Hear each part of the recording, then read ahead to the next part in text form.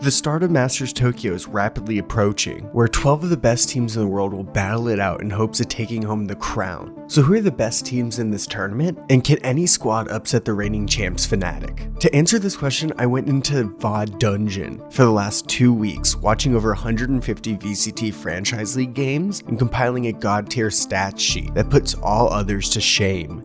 Through my research, I've been able to compile the perfect power ranking list of all the teams going into Tokyo, backed by stats and hard science. And it was statistically razor thin between the two top teams to take the final spot. So have the stats chosen a new champion? Let's get right into the power ranking.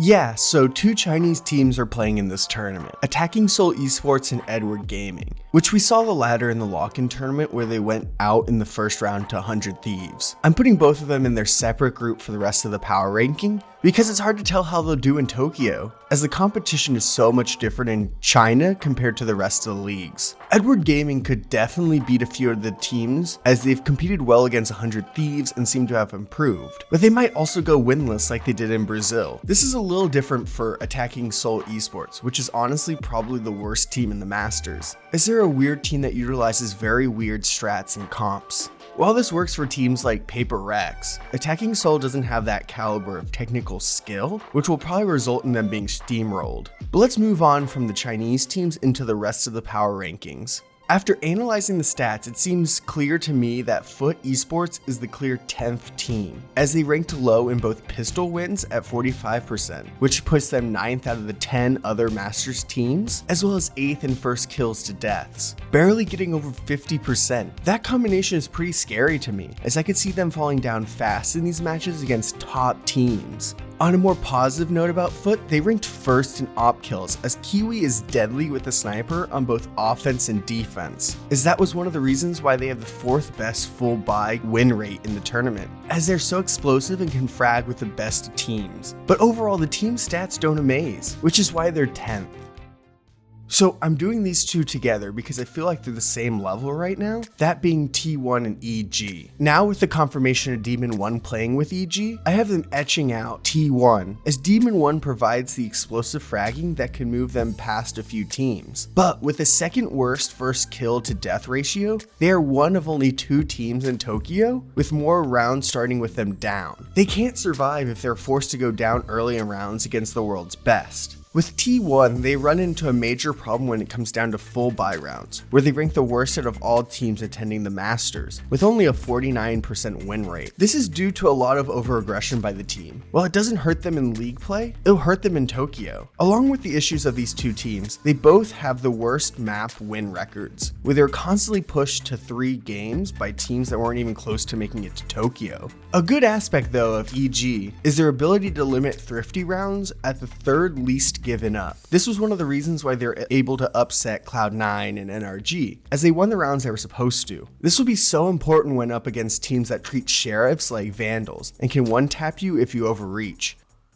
Navi at 7th feels weird, but makes complete sense after watching more of their VODs and uncovering the stats, as in a number of important categories they ranked very low, one of them being pistol win rate, where they ranked dead last at only 40%, as well as 9th in full buy win rounds, at it being a true 50-50 for them. These 2 stats are unsettling, as they're not performing like what is expected of this core. The one big shining spot that makes up for this somewhat is that they win a lot of thrifties, with only 2 teams doing better than them. Overall, this is a good team that for whatever reason can't win full buys and pistols, which could really be the difference for them in Tokyo. To me, the rest of the teams are the best of the best, with any of them being a real favorite to take home the trophy, but stats indicate that DRX is the weakest in the remaining teams. This was pretty surprising as they seemingly dominated all year long, with only 3 losses total. But with the worst first kill to death, a low number of thrifty wins, and the 4th worst ranked pistol win rate, there are all signs that they aren't as powerful as we really think. To add on to it, there have really been weird substitutes with Zest coming in instead of Foxy9 in one of the most important matches, where they lost, and it really makes no sense. On a positive note for DRX, they are insane in the clutch, with the second highest clutch win rate just behind NRG, as well as the second most bonuses won, as they're able to just snowball their wins and create a great economy for themselves early in halves. Overall, DRX is a great team, but maybe not as good as we think when you dive deeper into their stats. Now halfway through the list, and this is where I have to put NRG, who is led by the core of Optic. They are a greatly experienced team and should look hard to beat all tournament, as they have the most clutches and bonuses, as well as the third highest full buy win rate at 56%. What trips them up is that they allow so many thrifties, which has come back to bite them a few times already this season, and could do the same in Tokyo, as they start off in the group of death with Navi and T1. While they are the favorites of that group, it'll still be a hard road for them, and if they continue to give away thrifties like they did, they could be upset, which is one of the reasons why they're at 5th. I had a hard time picking who wouldn't make the top 3, as the final 4 are so close, but Team Liquid on paper has the worst stats overall, even though they went on a spectacular run in the playoffs and won the league. The main areas that they underperformed were in first kill to deaths and overall round win rate at 52%, which is the 4th lowest. The other 3 teams didn't have as many large issues as Team Liquid, which puts them just outside of the top 3, but they for sure have a chance to take home another trophy at Masters Tokyo, as they won the most thrifties and anti-ecos than any other team in the tournament, meaning they're the scariest team in the world with only sheriffs. But that leads to the final 3 teams, the 3 teams that, backed by stats and science, are the 3 best teams in the entire tournament. Let's get into number 3. So this is where the Americas ends. Loud is the 3rd best team in terms of stats. The most eye-opening stats from the squad that puts them in the top 3 is their 3rd best first kill to death ratio at 54%, thanks to the 2nd most opping kills from Aspas with 106. Also, Loud was able to shut down teams from pulling off thrifties when they had a better buy, with only 42 allowed all season, ranking them 1st in Masters. But there are a few sore spots in their game that appeared once I took a closer look.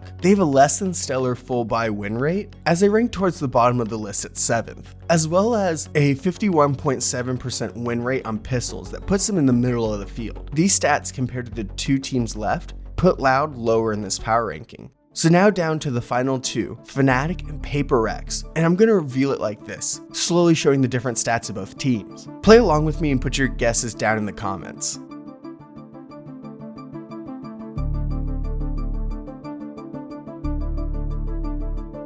So the difference between the 2 teams ends with these final stats, only decimal points away from each other, with fnatic barely beating out pickems in the first kills to deaths by 1.6%. These micro differences kept happening between these 2 teams. But even if something can't play, the stats still put pickems up there against the giants like fnatic, as the numbers show that Navi is actually the most valuable player for the team, even when something is on the server, and is one of the main reasons why they succeeded. But even with something on pickems, fnatic statistically came out on top, as they're just so dominant across so many categories, as well as a lot of categories being skewed due to their great run in league, such as their full buy win rate, as they only really faced full buys when they were losing, as other than that, they never really let the other team build a stable economy. Overall, the stats still crown fnatic the champions of Master Tokyo, and the most statistically powerful team, even if it's just by a narrow margin. So I hope you enjoyed the video, and if you could subscribe and turn on notifications, I would appreciate it, as I spend so much time researching for these videos and trying to make them the best and most informed they can be. And I can't wait to make more videos like this one, so see you next time.